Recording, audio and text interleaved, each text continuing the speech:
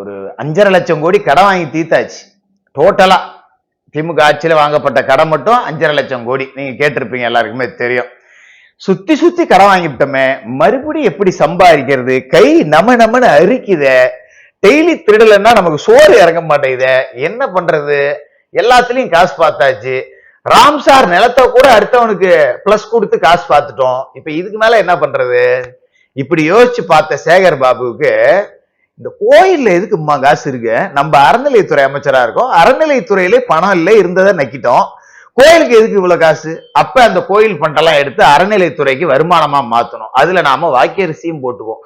அதுக்கு என்ன பண்ணலாம் அப்படின்னு கழிவறையில உட்கார்ந்து யோசிக்கும் போதே கன நேரத்தில் சேகர் பாபுவுக்கு வந்த சிந்தனை தான், இந்த கோவில் பணத்தை பூரா எடுத்து கல்யாண மண்டபம் கட்டலாம், காம்ப்ளெக்ஸ் கட்டலாம், இதுல இடையில அடுத்த யாராவது சொல்லிடக்கூடாதுன்னு பேருக்கு 2 பள்ளிக்கூடமும் கட்டலாம் அப்படின்னு சொல்லிட்டு ஒரு 240 கோடி ரூபாய் கோவில் நிதியை தூக்குறாங்க ரெடி பண்றதுக்கு.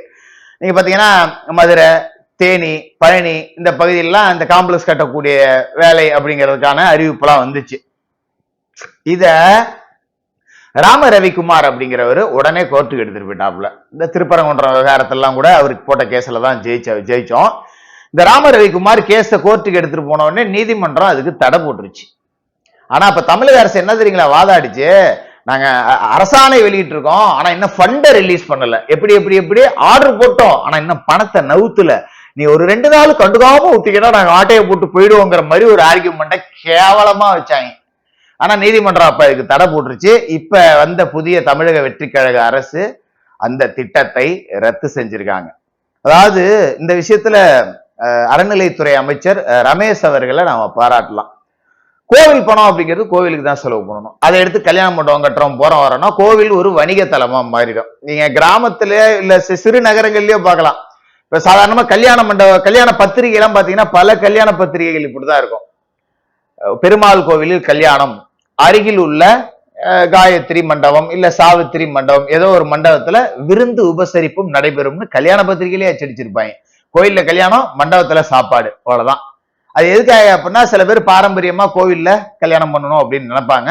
கோவில்ல போய் மண்டபம்லாம் இருக்காது, அதனால பக்கத்துல இருக்க மண்டபத்தை பிடிச்சி சாப்பாடு போடுவாங்க. இவங்க கோயிலேயே மண்டபம் கட்டுறாங்களாம். எது? கோயில் காசை எடுத்து. அதாவது கோவில கிட்டத்தட்ட வியாபார தலமா மாத்துறதுக்கான முயற்சி இது. கஜாமஜான்னு தேவையில்லாத கூற்றத்தை, தரிசனம் பண்ண வரக்கூடிய பக்தர்களுக்கான பிரச்சனையை கொடுக்கும்.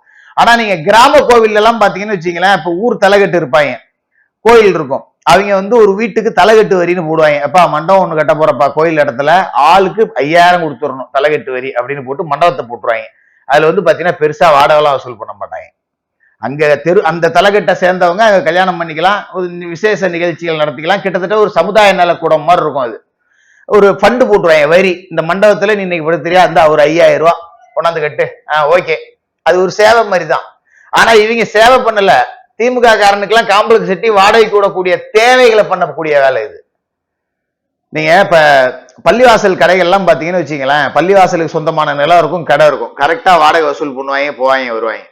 அது மாதிரி சர்ச்சோட இடத்துலயும் கரெக்டா வாடகை எல்லாம் வசூலாகும். ஆனா பெரும்பாலான கோவில் இடங்கள் பாத்தீங்கன்னா பல லட்சக்கணக்கான ரூபாய் பாக்கி இருக்கும்.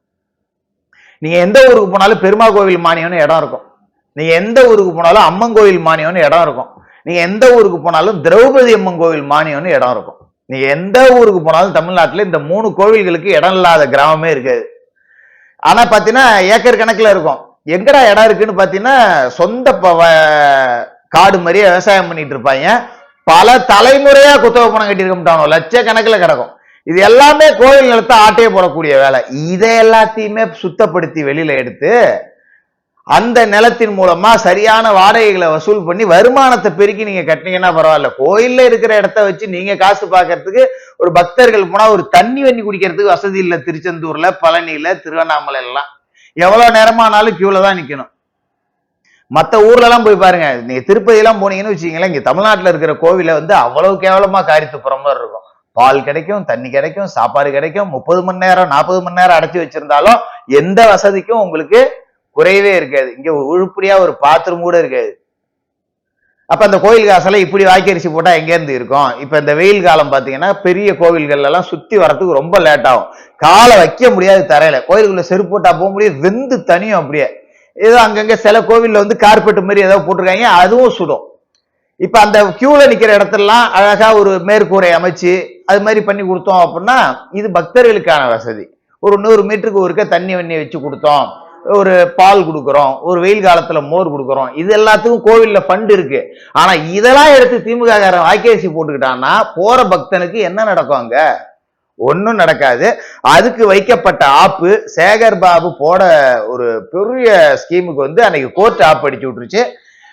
இன்னைக்கு அதை ரத்தும் செஞ்சிருக்காங்க அப்படிங்கிறது நமக்கு ஒரு வரவேற்கத்தக்க ஒரு விஷயம். இத உண்மையிலேயே நாம ரொம்ப சொல்லி பெருமைப்பட்டுக்கிறோம்.